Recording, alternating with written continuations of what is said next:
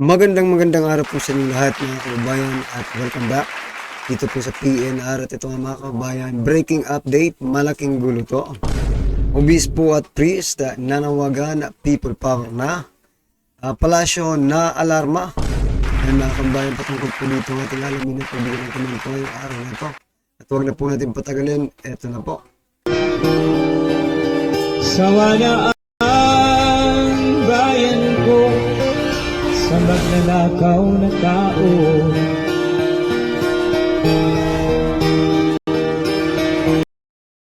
We need another peaceful revolution. Yung people power ba? Will it be in EDSA? People shouting people power in EDSA? We have to be open where God will lead us. We have to start walking with our people so that our people will not look at us as armchair revolutionaries. Ibig sabihin, kumilos na tayo. Sabi ni Father Bishop Reyes, kailangan natin ng another peaceful revolution. Clergy for Good Governance, ang tawag sa kanilang grupo. Compose ito ng 13 bishops at saka 209 na mga pari or pastor. So, malaking grupo ito. Nagsagawa sila ng prayer rally sa EDSA noong December 23. So, ito, mabuti at ibinalita ng Rappler. Yung other mainstream media, wala eh. Tahimik. ABS-CBN, GMA, TV5, tahimik. Mabuti na lang at medyo mayroong Rappler na nagbalita. So, ito yung balita ng Rappler. Catholics, Evangelicals, Aglipayans hit self-serving national budget. Pinuna o binatikos nitong 13 bishops and 209 priests yung korupsyon, yung injustice, yung pagpapahirap na ginagawa ng administrasyong ito. Okay, pinangunahan ni Bishop Roberto Gaa, Roman Catholic Bishop ito, Diocese of Novaliches.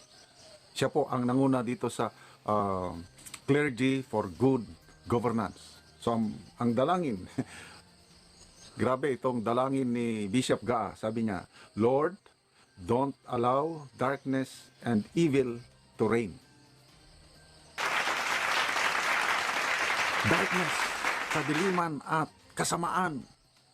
Nakikita ni Bishop Gaa ang pangyayari sa bansa ngayon. Kaya dalangin niya sa Diyos na huwag niyong pabalayaan, Panginoon, na maghari ang kadiliman at kasamaan dito sa aming bansa. Mabigat yon galing sa isang bishop. Salamat kay Bishop Roberto Gaa ng Diocese of Novaliches, Roman Catholic ito.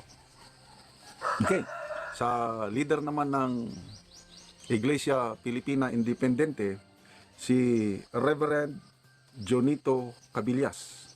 Sabi niya, punish the wicked and throw them into eternal fire.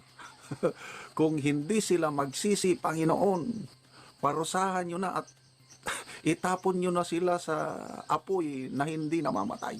Mas matindi ito sa paglipaya. Galit na. Okay, so si Reverend Cabillas, So yan mga kababayan, bakit po ba mga galit ang mga ito, no?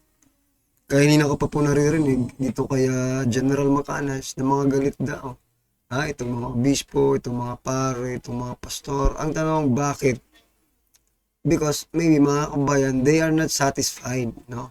Sa ating gobyerno, sa ginagawa ng gobyerno, sa mga ginagawang hakbang ng gobyerno. At saka narinig ko pa yung budget, no?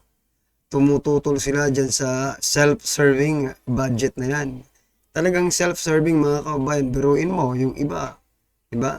Tinanggalan, binawasan ng budget, pero sa kanila, bukod po sa steady ang kanilang budget, dinagdagan pa mga kababayan. No? Yung mga departamento na kung saan talamak ang korupsyon, doon tuloy mas malaki ang mga budget, mga karibin natin. isa siya sa representatives. 6 sila lahat na nagsalita eh. 6 representatives, Catholics, Evangelicals, and Aglipayans. Yun na nga, halos puno yung EDSA EDSA prayer service. Puno ng mga religious leaders noong December 20. Okay. So, in particular, ang kanilang nirereklamo yung 6.3 trillion budget na nakatakda ng permahan ng Pangulong Marcos sa December 30. Na tawag nila is self-serving. Ang nakikinabang lang daw mga politiko. Ganon ang description nila.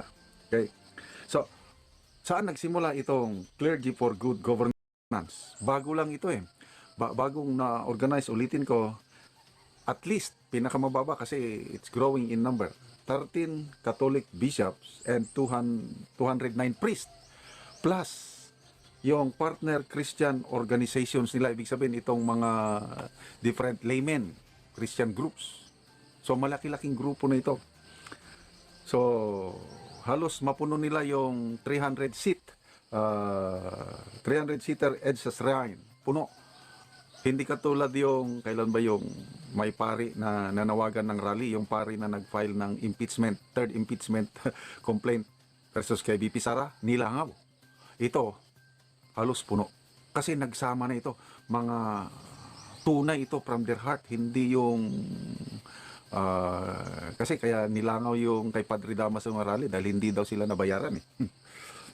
Okay, ang Clergy for Good Governance, nagsimula ito yung Clergy for the Moral Choice na nag-endorso kay Leni Robredo noong May 2022 election. 1,200 strong clergy for moral choice noong 2022. Mostly Catholics ito. Ngayon, hindi na lang Catholics. Sinamahan na ng mga Aglipayans, sinamahan na ng mga Evangelicals. So, mas malaking grupo na ito. Ulitin ko, 13 bishops and 209 priests plus ang mga pastors, reverend bishops from evangelicals. Okay. Ano pa? Ito. Yung exact dalangin ni Reverend Cabillas. Sa araw na ito, sa aming panalangin, makita sana namin, O Diyos, ang parusang ipapataw mo sa mga taong ganid at sakim. Ang tinding panalangin ito. Ganid. Sino bang ganid at sakim? Meaning, yung manakaupo sa gobyerno. Makita sana ng mga Pilipinong nagmamahal sa iyo na sila ay magsisi sa kanilang kasalanan. Kung hindi magsisi sa kanilang kasalanan, itapon mo na sila, O Diyos, sa apoy na hindi namamatay. Bakit makapag-pray ka na nga? Ibig sabihin yung righteous anger, ang tawag dyan. Kasi pwede kang magalit. Kasi ang Panginoong Hesus nagalit din eh. Diba nung malapit na siyang maaresto ng mga Roman soldiers at mapako sa krus, pumasok siya sa templo, galit siya eh. Tinapon niya yung binaliktad niya yung mga lamesa ng mga nagtitinda sa loob ng templo. Yun ang righteous anger. So ito, kay Reverend Cabilla, sabi niya, parusaan nyo na pag hindi, at least, mayroon pa, dapat magsisi sa kasalanan. Oh. Yan naman ang dalangin nila, prayer, na sana ma-open up, sana magbago ang ating mga religious leaders. Pag hindi, parusahan nyo na, sa naming makita. Okay, punta naman tayo sa mga evangelical bishop. Ito, Bishop Noel Pantuha, National Director of Philippine Council of Evangelical Churches. Namit ko na ito. Kilala ko siya, kaya lang, hindi niya ako siguro, kaya namit ko na siya. Sabi si Bishop Noel Pantuha ng Evangelical Christian, he appealed to the God of justice and righteousness who despises corruption. Ang Diyos, ayaw niya ng korupsyon. Ayaw niya ng injustice. Despises. Galit siya sa mga kurakot. Sa mga nagpapahirap, sa mga mahirap. Galit. So, dagdag na prayer ni Bishop Pantua is the country's leaders may be filled with a deep sense of accountability to the people. Help them remember that their power is a sacred trust. Medyo mas mas mild itong prayer ni Bishop Pantua kumpara kay Bishop Cabillas. Grabe yun, itatapon na sa impyerno eh. Okay, isa pang bishop, kilala ko rin ito, si Bishop Ephraim Tindero, Global Ambassador of World Evangelical Alliance. Sabi niya, may they remember, meaning the leaders, may they remember that they are ultimately accountable to you, O God. Akala siguro kasi ng mga political leaders na walang nakakakita sa kanilang ginagawa. Eh, wala. Lahat ng ginagawa natin nakikita ng Diyos. Kung description ko is, bawat buhay natin may nakatutok na CCTV camera ng Diyos, yung mata ng Diyos. Recorded lahat ang ginagawa natin. Pagdating ng araw, Judgment Day, ipapakita ng Diyos lahat ng ginawa natin sa sekreto man ano. So, sana malala ng mga leaders na accountable sila sa Diyos. So, maganda. Okay. Isang pare, Carmelite priest, Father Christian Buenape. Siya po ang representative ng Catholic Church Conference of Major Superiors in the Philippines. Si Father Buenape, he criticized those who turn a blind eye to the problem of society. Binanggit niya yung mga tao who continue to believe in lies and disinformation campaigns on social media. Kasi sa social media ngayon, may mga nagpapaano na maganda daw ang takbo ng gobyerno. Yan ang napansin ni Father Christian Buenape. Tanong niya, do you think we are enjoying God's favor today with all the plunder and lies in our political system? Wow! Kasi pinapalabas nila, stable. Magandang gobyerno. Mayroon lang nag-iingay ka lang, stable tayo. We are in good hands. Ganon. Yung napansin ni Father Buenape. But sabi niya, do you think we are enjoying God's favor today with all the plunder and lies in our political system? Okay, mayroong isang layman. Yung hindi siya pare, lay leader Marita Wasan of the Sangguniang Laiko ng Pilipinas, the lay arm of the Catholic Bishops Conference of the Philippines. Criticize naman ni Marita Wasan yung ayuda. Dole out. Sabi niya, nabubuhay ba ang bawat Pilipino sa ayuda? So, si Wasan in-encourage niyang mga Pilipino to rise up and raise your voice as we have the obligation to choose the heroes that will lead our country.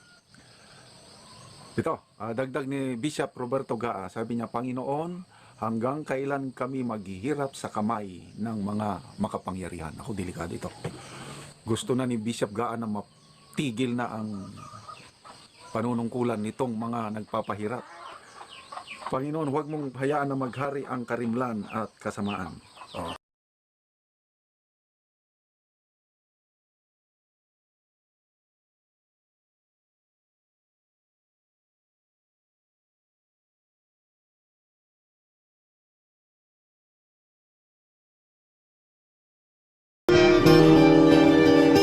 Sawa na ang bayan ko sa magnanakaw na